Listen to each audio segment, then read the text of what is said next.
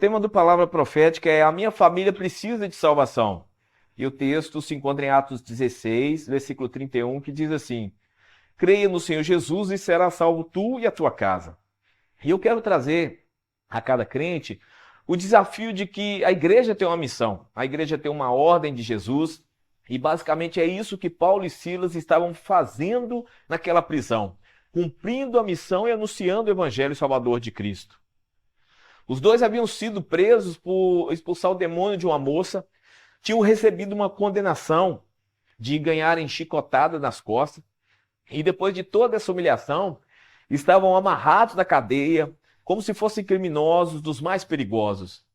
Ali na prisão, aqueles homens, vejam bem, irmãos, a situação deles. Aqueles homens estavam com as costas toda lapiada. Vamos falar igual mineiro. Você está entendendo o que tinha acontecido com eles? Eles tinham apanhado bastante. Estavam com as costas toda marcada por causa desses chicotes. E estavam amarrados os pés e as mãos com correntes. Mesmo assim, eles cantavam louvores ao Deus Altíssimo. Eu quero abrir um parênteses aqui e perguntar para você que está me assistindo: o que te impede de cultuar a Deus? O que te impede de ser igreja? O que te impede de reunir como igreja para cantar louvores ao Deus eterno? É a chuva? É o sol? É o frio? É o calor? É o cansaço? É o sono? É a preguiça? É o desânimo? É a desmotivação? Qual a desculpa para você não ir cultuar a Deus? Veja bem, aqueles homens tinham ganhado uma surra de chicote. Aqueles homens estavam presos em correntes. Aqueles homens foram humilhados. Mas eles tomaram posse daquela palavra que diz assim: porque estou certo de que nem a morte, nem a vida, nem os anjos, nem os principados, nem os poderes, nem o presente, nem o porvir, nem a altura, nem a profundidade, nem alguma outra criatura nos poderá separar do amor de Deus que está em Cristo Jesus, o nosso Senhor. Está registrado em Romanos capítulo 8, versículo 38 e 39. Então, qual é a sua desculpa para não cultuar a Deus? Qual é a sua desculpa para não se deslocar da sua casa, reunir com a sua comunidade e bendizer aquele que é santo, santo, santo, digno de toda honra, toda glória e toda majestade? Hoje nós temos facilidades demais. Hoje nós temos comodidade demais. E as pessoas acabam colocando dificuldade naquilo que é essencial na vida de um cristão. O que é que deveria ser prioridade na vida de um crente, que é anunciar Jesus a outros e desenvolver uma vida em comunidade? Ou seja, viver a vida como igreja acaba ficando em último lugar de prioridade na lista dessa pessoa. Depois de fazer todas as coisas, depois se der eu vou, depois se eu estiver com vontade, depois se não chover, depois se não fizer calor, depois se não fizer frio, eu penso em ir adorar ao meu Deus junto com a minha igreja. Com isso, as pessoas se esquecem do versículo que diz: buscai primeiro o reino de Deus e a sua justiça. Às vezes eu vejo as pessoas citando frases de efeito do tipo: eu não preciso de igreja para ter Jesus. Eu não preciso congregar para ter Jesus. E isso é a maior mentira. Você precisa ser igreja. Você precisa ser corpo para ser membro com Cristo, que é o cabeça. Então, meus irmãos, não deixem que essas frases do diabo influenciem sua mente para que você comece a pensar que não tem problema não cultuar a Deus nos cultos, geralmente aqui no Brasil são aos domingos, né? Não deixe que pensamentos do tipo: quem disse que eu preciso ir todo domingo reunir com a minha igreja para servir Jesus? Não deixe esses pensamentos habitar na sua mente. A Bíblia diz em Hebreus capítulo 10, versículo 25: não deixando de congregar, como é o costume de alguns, antes façamos admoestações, e tanto mais, quanto vede que aquele dia se aproxima. A reunião dos crentes é muito importante para o crescimento e amadurecimento espiritual, para apoiarmos uns aos outros e para a adoração a Deus. Bom, fechando parênteses e voltando para o texto, Com o louvor de Paulo e Silas na prisão, aconteceu um grande terremoto que moveu os alicerces da cadeia e abriu os cárceres, e aquele carcereiro agora entra em desespero, achando que todos os presos haviam fugido e pensa em se matar para que seus familiares não sejam penalizados junto com ele. Paulo e Silas gritam lá de dentro: não faça nada porque nós ainda estamos aqui. E agora aquele homem, tocado pelo testemunho desses, tocado pela mensagem que foi pregada através do louvor, pergunta: o que eu preciso fazer para ser salvo?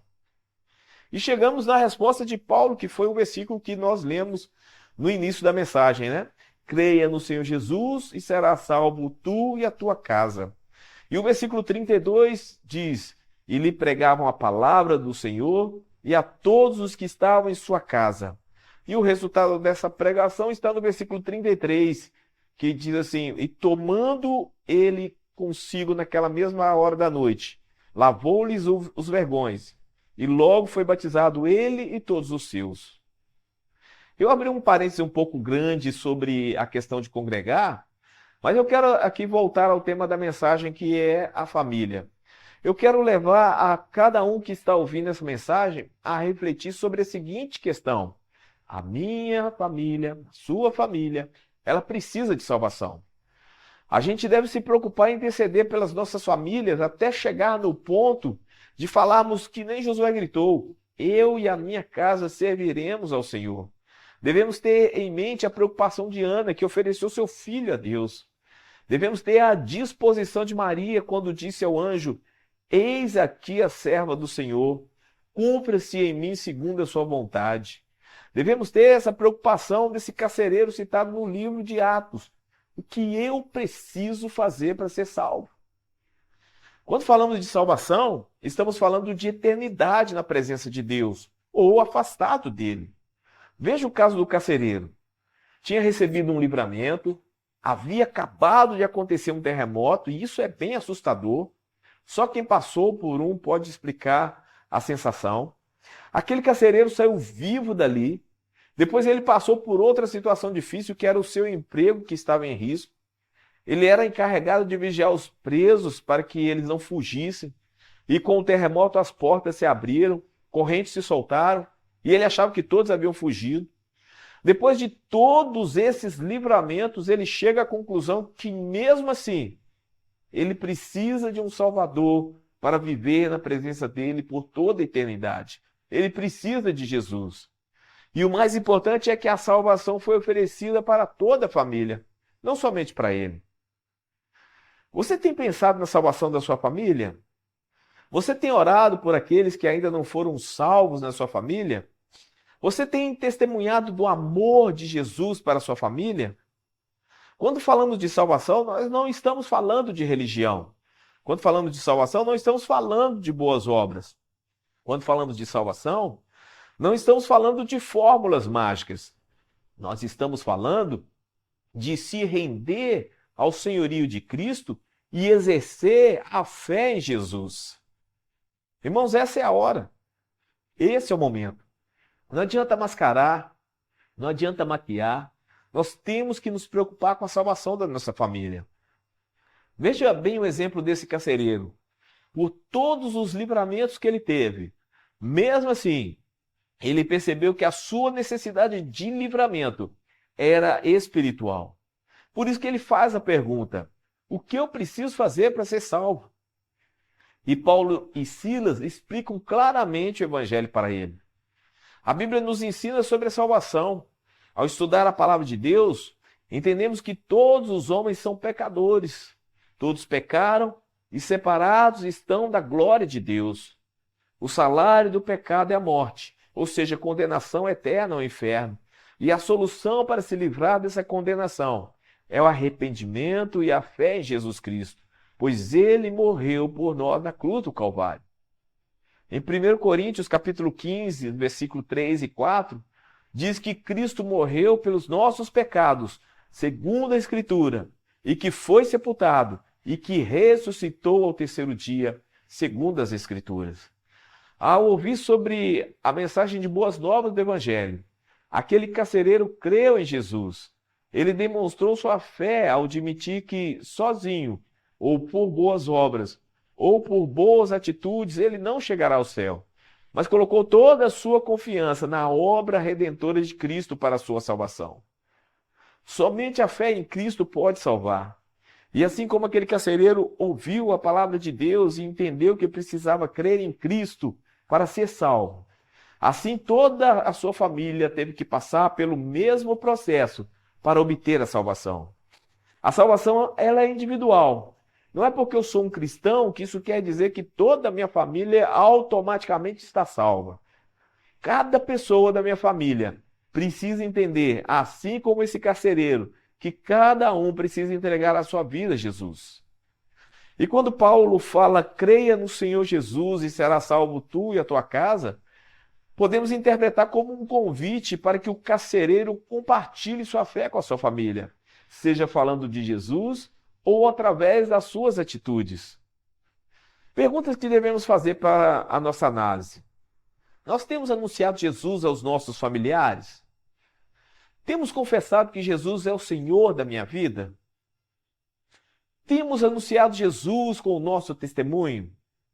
O nosso modo de viver, a nossa vida de santidade, o nosso modo de falar. Os meus familiares veem as atitudes de Jesus em minha vida? Você quer que a promessa de salvação alcance sua família? Testemunhe, ore por eles, chore por eles diante de Deus. Não se conforme em ter os filhos ou o cônjuge longe da presença do Senhor. O mesmo Deus que salvou Noé e sua família das águas do dilúvio continua, através do Espírito Santo, a convencer as pessoas do pecado, da justiça e do juízo. E quando falo em orar pela sua família, é realmente pagar o preço de oração para que a salvação alcance cada um deles. Veja bem, você pode falar de Jesus o dia todo para aqueles que estão na sua casa. Mas se você não viver a verdade da palavra de Deus no dia a dia, de nada vai adiantar.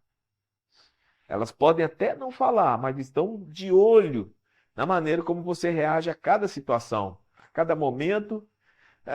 Veja o exemplo do carcereiro. Ele foi tocado por ver aqueles homens cantando louvores a Deus, depois de terem apanhado tanto. É assim onde você convive, seja no seu emprego, na sua família. As pessoas estão olhando como você testemunha do Jesus que te salvou. E para finalizar, voltando ao versículo, creia no Senhor Jesus e será salvo tu e a tua casa, eu quero que você saiba que Deus tem um plano especial para a sua família. Mas para que a salvação alcance sua casa, é preciso ter fé em Jesus. O diabo, ele quer destruir sua casa, pois esse é o papel dele: matar, roubar e destruir. Mas tem uma promessa na Bíblia, que o Filho de Deus se manifestou para desfazer as obras do diabo. Glória a Deus e aleluia. Jesus é o caminho, a verdade e a vida, e quer dar vida em abundância para você e sua casa. Por isso, não abra mão da sua família. Não deixe que nada nem ninguém destrua sua família. Levante na força e no poder do Senhor e ore pela sua casa, até um dia você poder dizer, como Josué: eu e a minha casa serviremos ao Senhor. Receba essa palavra em nome de Jesus.